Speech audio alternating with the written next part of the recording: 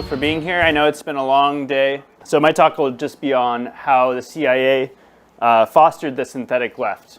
And generally, there have been two approaches taken to defeating communism, or trying to defeat communism, and they've worked in tandem. One faction of the ruling class has taken the approach of tightening things up, right? We think of the military-industrial complex. We think of the McCarran Internal Security Act of 1950, which was the secret plan in a case of emergency to detain millions of communists and other political dissidents in concentration camps. And, an authoritarian society with a fascist military state, lots of military spending, crush the labor movement, etc.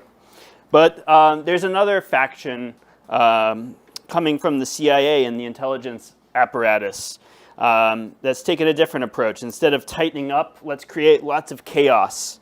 Loosen up society, ensure no solid leftist organization can be formed amid the chaos, and spread this chaos into communist and anti-imperialist countries so as to tear them down. It is this latter approach that will be the focus of today's talk. But again, these two approaches are working together in tandem. So Caleb got the question when he traveled internationally, what's wrong with American communists, right? What has gone wrong? Why aren't you guys more serious? So it's it's worth reflecting on how strong the American anti-imperialist left once was. At the height of McCarthyism, prominent American artists, musicians, and intellectuals like Shostakovich, Aaron Copland, the scientist, the physicist Robert Oppenheimer, Albert Einstein, and others came together to show solidarity with the Soviet Union and to condemn American imperialism. And you can see the symbol, that should look familiar, right? Out front protesting the conference were Irving Kristol and his group of middle-class New York City intellectuals. Please boo. Thank you. Thank you. Kristol, as we know, a former Trotskyist who had come to despise the working class during his time serving in the military. And he said, I want nothing to do with the working class, right? The recently formed CIA was very dismayed by the strength of the pro-Soviet American left and were determined to weaken the movement. That same year, NATO was founded, 1949, to contain and roll back communism. The CIA pursued soft power tactics, hiring Irving Kristol to head the Congress for Cultural Freedom. So we had some CIA cutout magazines. Following World War II, the CIA and other United States agencies, as we know, hired many Nazis and anti-communist spies and informants to help with the Cold War. We know about Operation Paperclip, Operation Gladio, but it waged an ideological soft power campaign for control over the left information space and discourse in academia and in popular culture. A number of magazines were also covertly funded by the CIA.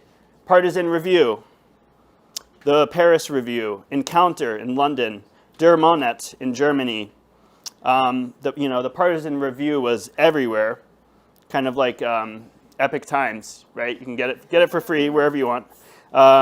Contributors included Hannah Arendt, Susan Sontag, Mary McCarthy, Irving Howe, who went on to form the DSA, Gloria Steinem, second wave feminist, founder of New York Magazine in the 1960s, and who bragged about her collaboration with the CIA.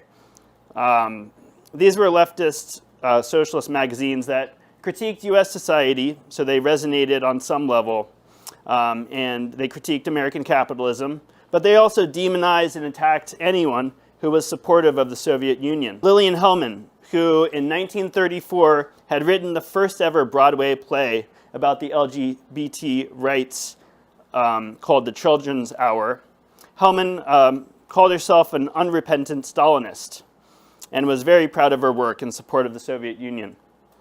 So Mary McCarthy of Partisan Review launched an all-out attack to cancel the elderly Hellman and destroy her reputation. All over the newspapers, she was labeled for getting some small details wrong.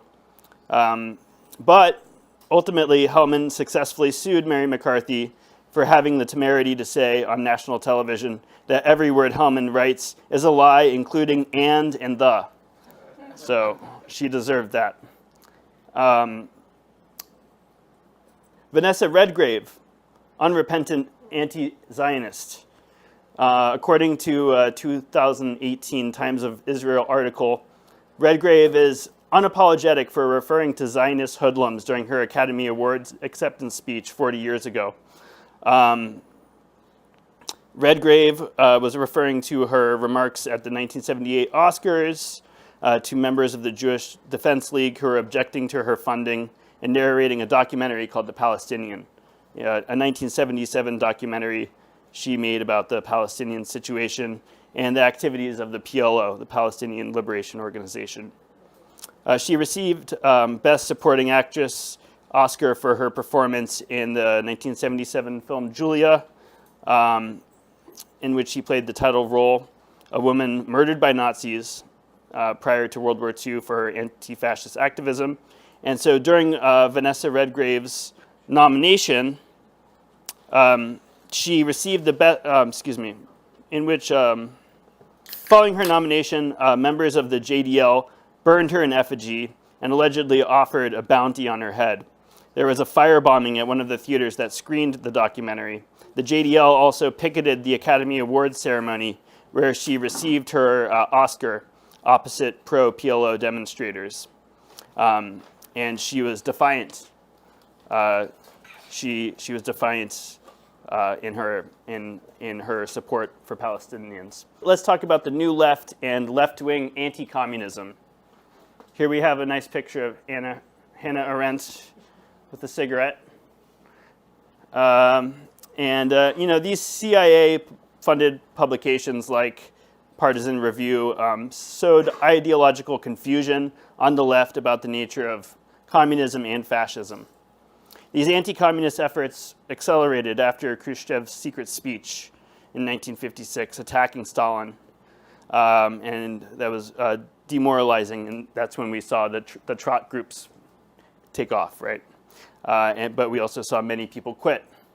Hannah Arendt argued that both communism and fascism were totalitarian. She wrote in 1958, "The totalitarian movements aim at and succeed in organizing masses, not classes." The conclusion from Arendt's Eichmann in Jerusalem is basically a repudiation of working people, that we need free thinkers and intellectuals because the broad masses of people are deep down a bunch of Nazis, basically. And here we see this conflation of Hitler and Stalin.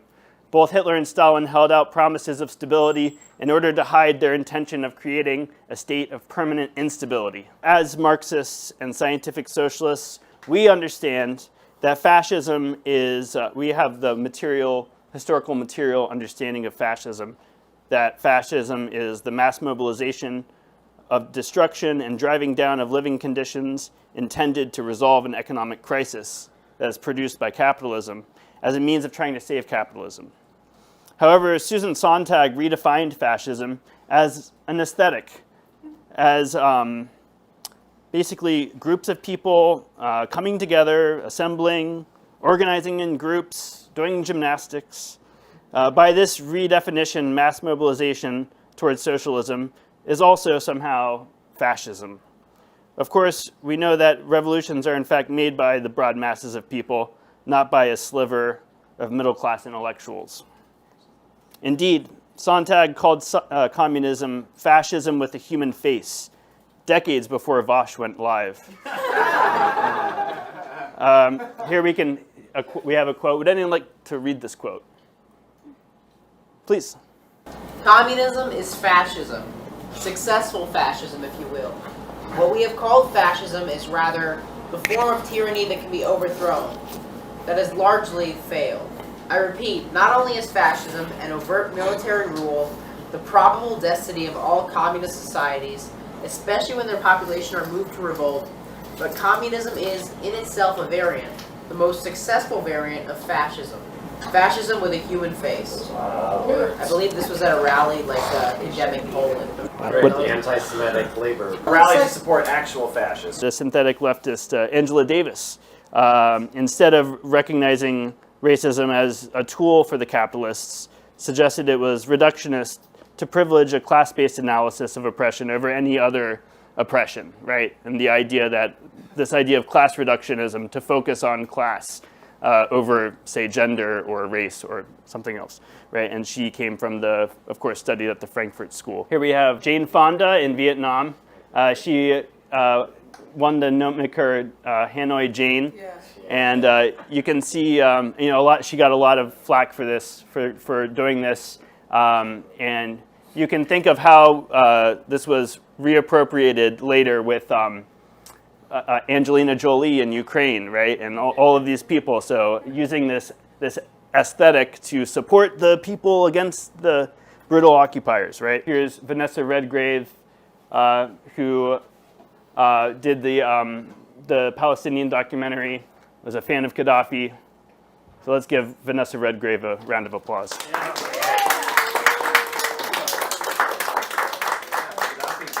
Paid for her documentary, I believe. He funded it. Wow.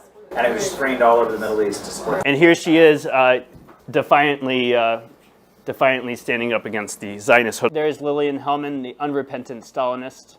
Yeah. And wrote the first LGBT play on Broadway, at least, the first play about two women. Hippie Drugs Fest.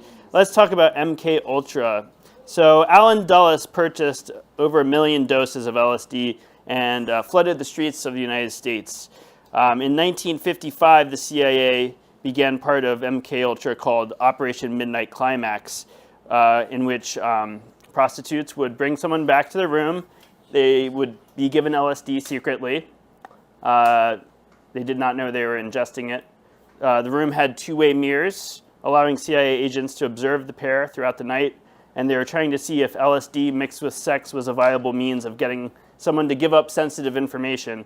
And they found that people were prone to give up secrets immediately after sex, even without LSD. So, UCLA, there you go.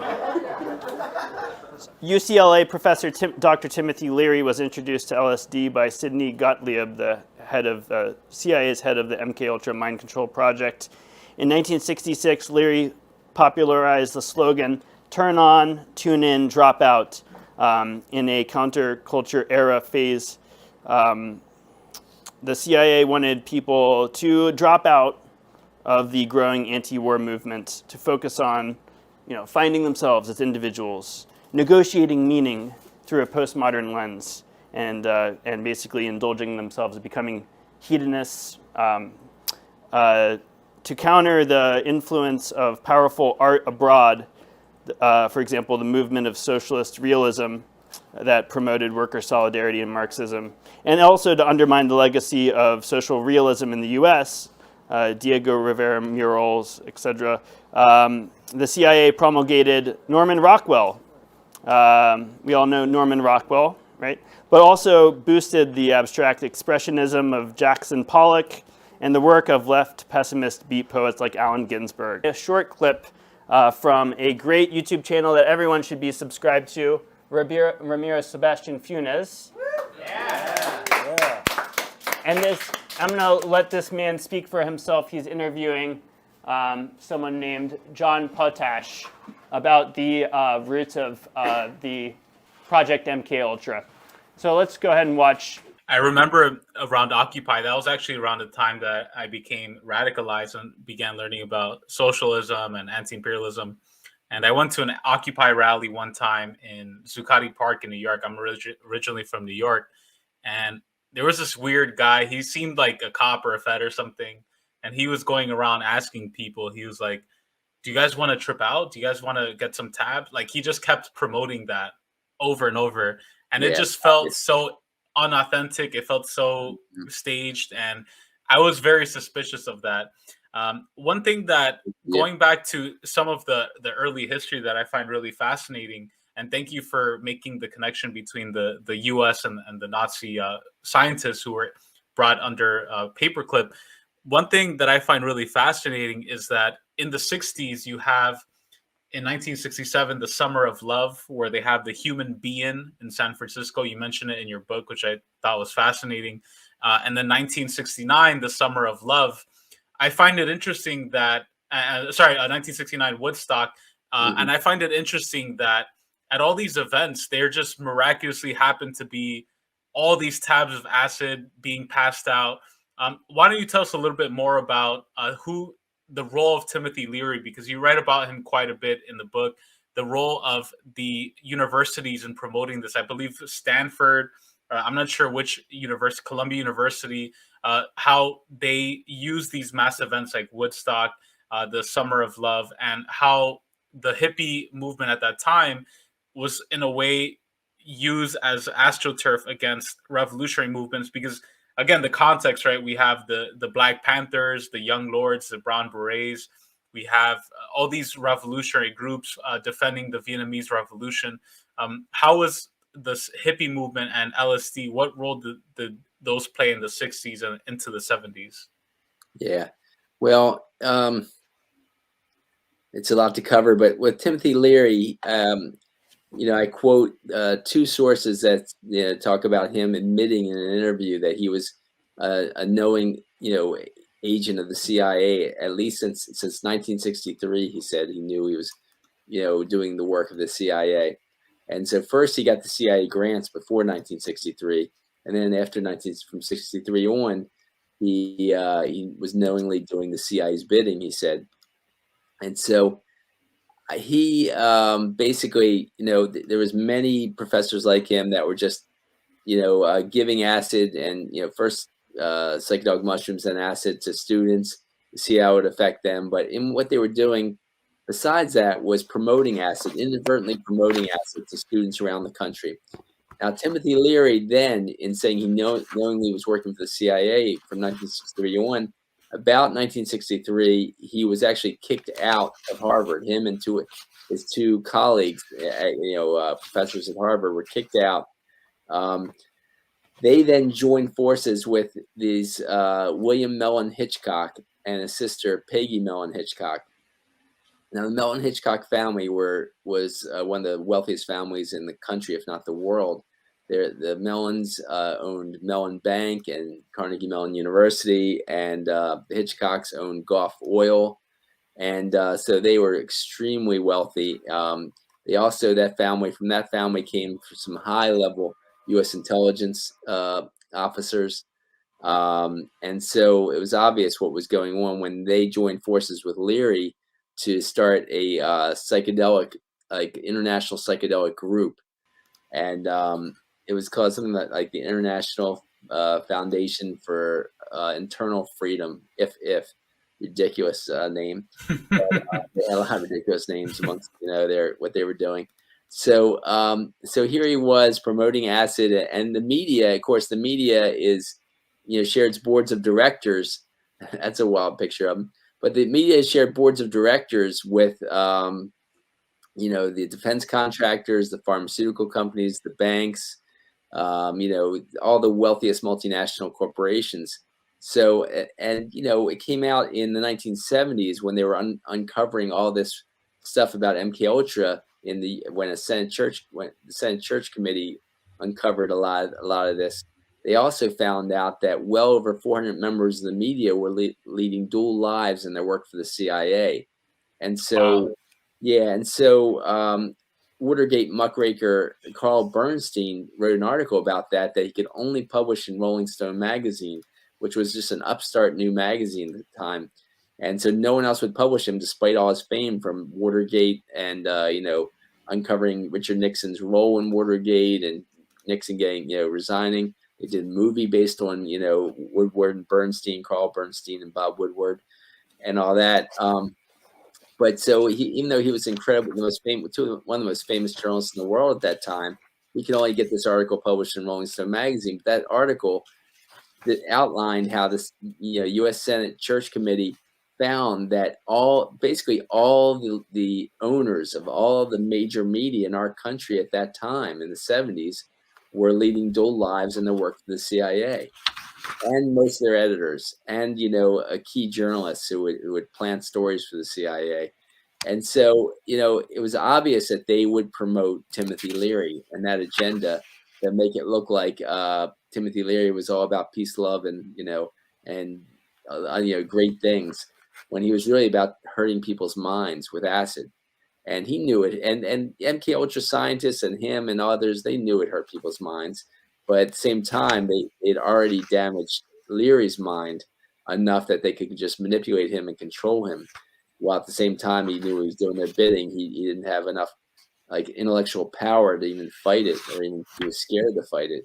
But he was doing their bidding for sure. Let's talk about Zbigniew Brzezinski and the pivot to soft power. So Brzezinski was the main Cold War strategist after the U.S. was defeated in Vietnam. He and Kissinger established the Trilateral Commission, a think tank funded by the Rockefeller family. And his quote here, "The three grand imperatives of imperial geostrategy are to prevent collusion and maintain security dependence among the vassals, to keep tributaries pliant and protected, and to keep the barbarians from coming together, or keep them killing each other." So instead of bombs and soldiers, Brzezinski relied on proxy forces to exploit divisions among communists. He borrowed the same approach of counter gangs used by the British intelligence officer Frank Kitson to defeat Kenyan resistance in the 1950s with the so-called Mau Mau liberation fighters, who were in fact backed by the British Empire. Brzezinski financed and armed self-proclaimed communists such as the ultra-leftist Pol Pot in Vietnam, mass murderer and cannibal Jonas Savimbi and his UNITA in Angola, who was, again, a cannibal, and Eritrean separatists to fight the pro-Soviet Derg government in Ethiopia, among others. So he used soft power methods to give the USSR its own Vietnam, quote unquote, with the Afghan trap. Like Lily was saying earlier, the origin of the term tanky as a pejorative to describe defenders of the Soviet Union and other actually existing Soviet countries came from Western journalists focusing their cameras on the one Soviet tank in Kabul. They sought to portray the Soviet Union as this cold, mechanical, neo-colonial killing machine, and that may sound familiar. In Afghanistan, there was also a whole public relations campaign that co-opted left-wing aesthetics to try to make Osama bin Laden and al-Zarqawi look like Che Guevara. There was even a 1989 James Bond movie, The Living Daylights, that was dedicated to the Mujahideen of Afghanistan, heroically fighting the Soviets. We've got the National Endowment for Democracy.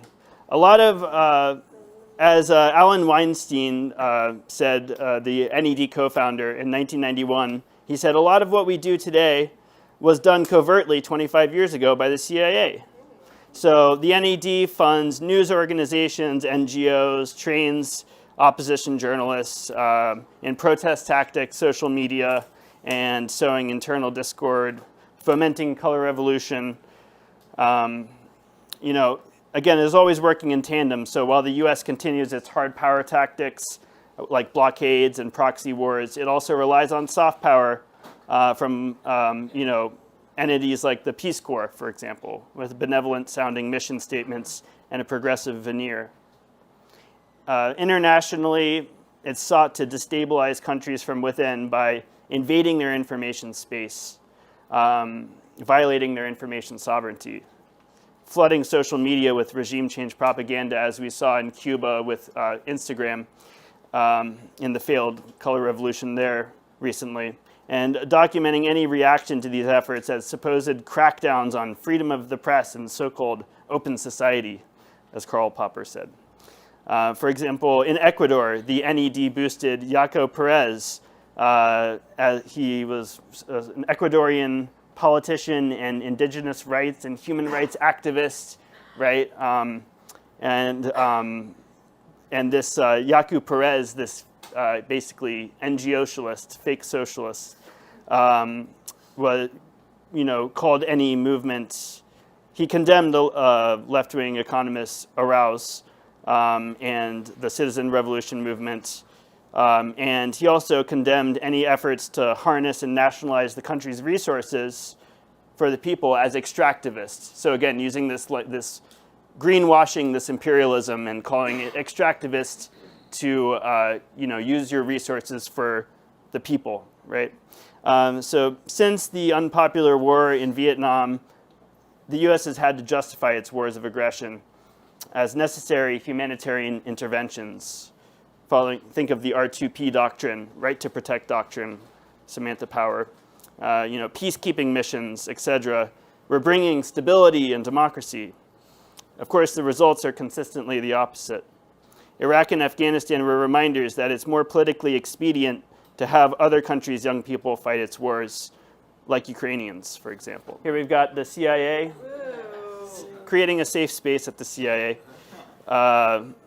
No Place for Hate, right? At Raytheon. BreadTube Serves Imperialism, great book, if you haven't read it. I know the author. So BreadTube is an unofficial counter gang of the CIA that draws on Trotskyism, anarchism, and social democracy to redefine both socialism and fascism. Young people, over-socialized to follow and like or ratio and block, are increasingly unaccustomed to healthy dissent, argument, and debate. We have some characters like Natalie ContraPoints Win, or as Isha from Historically quipped, Contras. Self-described libertarian socialist Ian Kaczynski, aka Jabba the Vosh. Thank you. Pessimist and doomer Thought Slime. And video gamer Stephen Destiny Bonnell, who all have their own vendetta against actually existing socialism. Some have had consultations with this strange character, Dr. Steve Hassan, a former Mooney cult member, who after the events, the most important event in world history, January 6th, called for a mass deprogramming of Trump supporters. BreadTube perpetuates the lie of the 20th century that in no country has socialism ever worked. It portrays Stalin and Mao as mass-murdering dictators. Real socialism is rebranded as workers' cooperative, stock options, that kind of thing. Raising the property question is considered class reductionist. BreadTube vilifies AES countries as authoritarian, anti-democratic, fascist, deserving of sanctions, and in need of regime change. In December 2021, the Grey Zone's Kit Clarenberg exposed a British state-sponsored PSYOPs by Emil Khan's Valiant Projects, which was a social change communications firm that gave PR boosts to jihadists in Syria. Valiant Projects was using the BreadTuber Abigail Thorne for its operation. So again, just validating the thesis of BreadTube by showing this link. So thank you, Grey Zone. There's the article on the Grey Zone. Beyond YouTube, revered middle-class intellectuals in academia, like the late historian Robert Conquest at Stanford, Timothy Snyder at Yale, and Stephen Kotkin at Princeton, all senior fellows at the Hoover Institution, have engaged in fraudulent research and scholarship so as to help construct and maintain what an anti-communist and what Grover Furr calls the anti-Stalinist paradigm in the field of Russian studies. So again, we have culture and then also academia and then educational institutions. Here we've got some fine organizations. Coda Story, if you're not familiar. We've got the Hipster Imperialists, Vice. We've got Media Matters. We've got National Petroleum Radio. The Intercept, they like to burn sources. We've got Bellingcat and Jacobin. We've got MSNBC, Voice of America, and Radio Free Asia. Among others, right? Where's CNN? Oh yeah, CNN's on there. Exactly. Oh, I see all perspectives. I see Fox News, MSNBC, and CNN. So I got it covered. That's the Overton window, right? Oh, here we have this Twitter. Twitter had a new policy where a disinformation, quote unquote, policy about what was it? Undermining confidence in NATO, something crazy like that. And then we've got this, yeah, exactly. And then we've got NewsGuard, which Bill Gates has been pushing as a way to basically handpick sources that are credible for young people and I'll get into that in a minute. I'm going to practice my Spanish here. La próxima guerra en Europa será entre Rusia y el fascismo, solo que el fascismo se llamará democracia. And the next war in Europe will be between Russia and fascism, only fascism will be called democracy. And he said that in 1992. The official narrative promulgated by our state media, for example, by Mika Brzezinski on MSNBC, is that Ukraine is a sovereign democracy warding off an invading aggressor in the form of Putin, who we are to believe is the reincarnation of Hitler. That Russia has committed war crimes against civilians, that it is the one blocking the ports from delivering food, and stealing Ukrainian grain. Despite this slicker-than-ever media blitz to convince Americans that we must stand with Ukraine at any cost, it is clear from polls that the media is losing control of its narrative as the realities of its economic war set in. On June 10th, 2022, Biden said that Putin's price hike is hitting Americans hard, but recent polling suggests that few Americans buy this. Only about 11% think Putin has to do with the gas price. And the result of this loss of narrative control has been a desperate bid to use the powers of the state and big tech to silence dissenting voices. There's been a ramping up of unprecedented censorship in the West since February 2022, with RT losing its broadcast license in the UK and Europe, and also having to shutter RT America. Boo. There was also for a brief time Nina Jankowicz's Orwellian Disinformation Governance Board to protect our democracy by fighting disinformation. Dylan Burns gets some exclusive access there. That's not glowy. As part of this information war, new policies on Twitter, YouTube, and other major platforms now have policies prohibiting contradiction of the official narrative, deleting content and pulling channels, banning journalists. Veteran journalist Pepe Escobar, geopolitical analyst and journalist Brian Berletic of the New Atlas, and former UN weapons inspector Scott Ritter were permanently banned from Twitter. After an inquiry from a journalist with the Financial Times, Haas of Infrared, and Jackson Hinkle were thrown off Twitch for supposedly spreading disinformation, or as we'd call it, spreading information. Yeah. Just as WikiLeaks was financially attacked back in 2010, and more recently the Canadian truckers had their assets frozen, Caleb Maupin, Consortium News, Alan McLeod, Mint Press News, and other journalists were summarily banned from PayPal. Anti-imperialist YouTuber Jackson Hinkle was also banned from PayPal and Venmo. 28-year-old German-speaking blogger Alina Lipp, who has reported from the Donbass during this conflict, she's a German-Russian blogger. She's been attacked for making Putin's war propaganda on her Telegram channel, which you should all subscribe to. It's called News from Russia, but it's in German. Now the German government is investigating Lipp under Section 140 of the Criminal Code for, quote-unquote, rewarding and approving of crimes, and has seized 12,000 euros from her German donation accounts. Then there are the death threats. The Ukrainian government has an official kill list, Enemies of Ukraine database, called Mirochevets, I'm butchering that, I'm sure, or Peacekeeper website, that includes the Canadian independent journalist Eva K. Bartlett, another person you should subscribe to on YouTube, who does amazing work.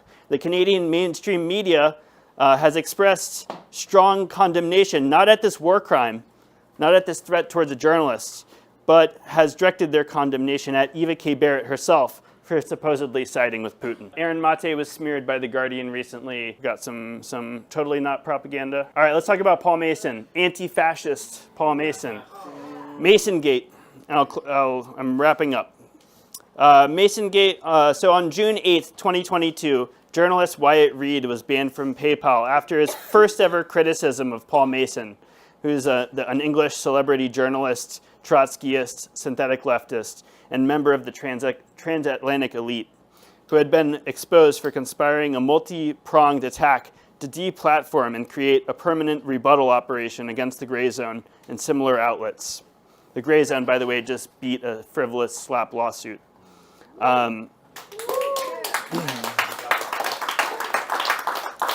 It's worth mentioning that a conversation with between Max Blumenthal and Aaron Mate regarding Paul Mason was the first ever video from the Gray Zone that was pulled off of YouTube, reinstated, and then pulled off again.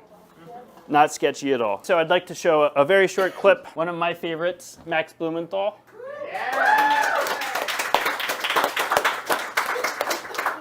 Let's give Max a listen. So Paul Mason is probably one of the best known journalists in the UK and the most famous left-wing journalist in the UK. I mean, he has positioned himself as a man. Yeah. Well, sure. He's positioned himself as a left-wing journalist. He was the go-to person when Greece had its uprising against the austerity imposed upon it. He even positioned himself as an ally of Palestine. I met him briefly at a People's Tribunal in Brussels on Israel's assault on Gaza. He then positioned himself as unofficial media spokesman for Jeremy Corbyn when he was Labour leader.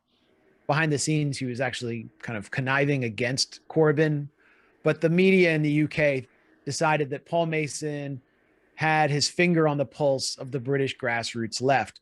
Now, those of us who've been around the British grassroots left, or even the US left, knew another side of Mason, that he was actually kind of a neocon type, which isn't surprising given his Trotskyist background, that he comes from Trotskyist circles in the 80s.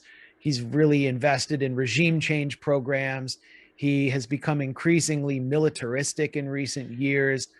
And as conflict in Ukraine broke out and erupted into full-scale war in late February, Mason first led what he called a UK left delegation to Ukraine, and then returned and led a series of trade union rallies for military intervention in Ukraine. And it looked as though a bunch of NATO staff had gotten out in the street to impersonate leftists and unionists. It was a bizarre event. Michael Tracy kind of exposed as such. So like Mason was trying to lead the left-wing chorus for World War III. And in the process, he became obsessed with anyone and everyone on the left in the UK and the US, and mainly on Twitter, who was making noise in the opposite direction, who was criticizing massive arms shipments to Ukraine. So that would mean Aaron Mate got on his radar. I got on his radar. So many people got on his radar that he published a series of pieces culminating with a column in the New Statesman, which he frequently contributes to, the center-left British publication, calling for state action, in his words, against what he called the pro-Putin left. And he singled me and Aaron out in that piece. And it was called Empower the People to Win the War on Disinformation. The left should champion state and community action to challenge the lies of its own pro-Kremlin fringe. Yeah, so people power, in his view, we soon learned after we were able to view emails between Mason and several intelligence-linked figures or straight-up intelligence officials, that he was actually colluding with the British intelligence services, or attempting to collude, in order to launch first an investigation against the Gray Zone, as well as an anti-Gray Zone summit in London at the offices of an intelligence contractor called Valent Projects, which had run several information warfare operations in Syria, run by a character named Amil Khan, who he'd previously exposed at the Gray Zone astroturfing YouTube projects, and just being generally shady. They also invited Bellingcat, which Aaron has written and talked about a lot, is a US and UK state-funded, supposed open source journalistic collective, one of the most celebrated media organizations in the West. They wanted to invite them to this summit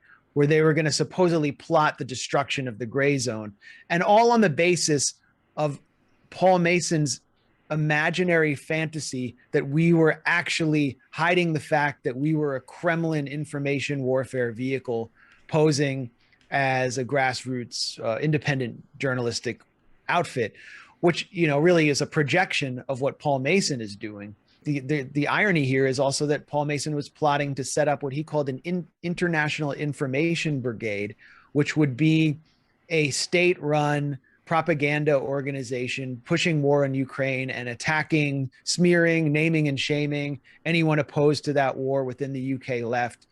And it would all be run with what he called a Russian dollar matryoshka approach, where, nested within a seemingly organic veneer was the committed group of individuals who are intelligence officers and journalists who are their assets, like himself. Isn't it suspicious that he would use the Matryoshka doll as a comparison? That suggests close cultural ties or affinity with Russia. Well, definitely, it suggests an emulation of what he imagines Russia to be doing. Yeah. And you see throughout these emails, he's using all of this John le Carré, Graham Greene spook language about needing to have clean phones and using white label organizations and encrypted emails. Even as he somehow bungled his way into getting exposed, he's kind of like a Walter Mitty type who has obviously imagines himself operating in some cloak and dagger clandestine fashion against the Russian disinformation war, and really has been embarrassed with one particular email where he provides, and I'll explain the figure that he's providing all this to in a second, but he provides to his intelligence source what he calls a mind map of the UK left. So these emails show kind of a plot launched by Paul Mason, or an attempt from Paul Mason to organize a way to take down the gray zone. So I'm just going to read one of the more significant emails. He writes, "I'm keen to help re-gray zone. If you have any access to resources and expertise, here is what I suggest. A dynamic map of the left pro-Putin infosphere. I made one of the British left Putin influencers that I can share with you, but a more useful project would be to get pro-traffic analysts to map how the different echo chambers interact, where their material begins, and work out who might be pulling the strings. We could use the Jacques Bode article on Ukraine as an example of purposefully created disinfo." I'm sure we can get it on screen now. Yeah. It's one of the most bonkers charts if you consider the implications of it. So you can see on the left of the chart, the Chinese and Russian state. So the official enemies in the great power competition in the new Cold War are naturally there. But as you move right, you start to see everyone that Paul Mason imagines as a Trojan horse, asset, or useful idiot of the Russian and Chinese state, until we start to arrive towards the center at figures within Jeremy Corbyn's immediate orbit, like Diane Abbott, a member of parliament, and then Corbyn himself is there. So this is someone that Paul Mason claimed to support and kind of represent within the media, is targeted as a key vehicle here of Russian and Chinese influence. And then you continue to move to the right until you arrive all the way on the right. You can see in white, the text there identifies key labor constituencies. In the upper right-hand corner, the Muslim community, then the young networked left, then the Black community, and then Scottish nationalism, so the whole Scottish nation. And this is Paul Mason's enemies list. So he's basically, what he's saying is that Russia and China are corrupting the Black and Muslim community, as well as, the young network left, which would basically be like your audience. And the left, therefore, needs to be neutralized through state action. I mean, the whole left, it's like everyone. Medea Benjamin's there, Code Pink, the Morning Star, which is Britain's oldest newspaper. It's a socialist newspaper funded by labor unions. That he wants them all taken out because of this war that he has to wage. So who is Paul Mason's contact? This is kind of a funny aspect of the piece. I'm going to give you guys a cliffhanger. But if you'd like to watch the rest of this, it's on Useful Idiots, which is a show by Katie Halper and Matt Taibbi, who's on a book. He's writing a book, and Mate. Great show. It seems that the CIA and parts of the deep state have taken to heart the words of Nazi leader Hermann Göring at the Nuremberg trials, who remarked, "Of course people don't want war, but after all, it's the leaders of the country who determine the policy, and it's always a simple matter to drag the people along, whether it's a democracy, a fascist dictatorship, or a parliament, or a communist dictatorship. Voice or no voice, the people can always be brought to the bidding of the leaders. That is easy. All you have to do is tell them they're being attacked, and denounce the pacifists for their lack of patriotism, and exposing the country to greater danger. We've seen this strategy in the information war to persuade Americans that anything less than full support for a proxy war with Russia makes one part of the so-called pro-Putin left. So in conclusion, the CIA's role has been to grow an American synthetic left that is hopelessly misinformed about real socialism, thinks Stalin and Hitler were essentially allies, and who thinks imperialism is what Russia is doing in Ukraine or China is doing in Africa. A left that sides with the imperialists in calling for a regime change in Russia, China, and other anti-imperialist and socialist countries. They want a pro-NATO, pro-EU left that cheers for big tech censorship, susceptible to influencers and shills for pro-war Democrats who unanimously vote to give billions in military aid, no strings attached, to Nazis and weapon makers. A woke and censorious left that is off-putting to the masses. The CIA's role has been to facilitate laughingstocks like the 2019 DSA convention, with participants terrified of being canceled, agreeing to bizarre rituals and endless motions. Point of privilege. I was there. No clapping. No clapping. No clapping. Jazz hands, please. Thank you. And as Haas from Infrared has argued recently, there's almost a kind of synthetic right in the making. Neocon globalists like Ron DeSantis' anti-woke virtuous signaling suggests an effort on the right to steal Donald Trump's thunder and neutralize his populist movement, whether or not he's a real populist. This perpetual culture war undermines the class war we need to wage. I want to close with this quote from Julian Assange. Populations don't like wars. They have to be lied into it. That means we can be truthed into peace. This is a great cause for hope. Free Assange! Free Assange! Free Assange! Free Assange! Free Assange! Free Assange! Free Assange! Free Assange! Free Assange! Free Assange! Free Assange! Free Assange! Free Assange! I think the same can be said of capitalism and of socialism and communism.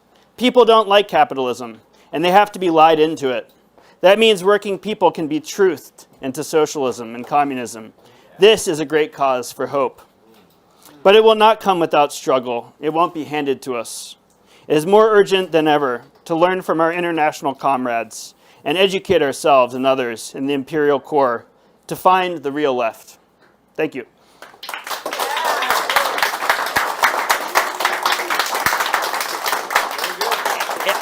And if I could make one shameless plug, I'm 7 subscribers away from 500 on YouTube. At which point I'll get the community features. So if you are interested, my channel on YouTube is called Parasocialite.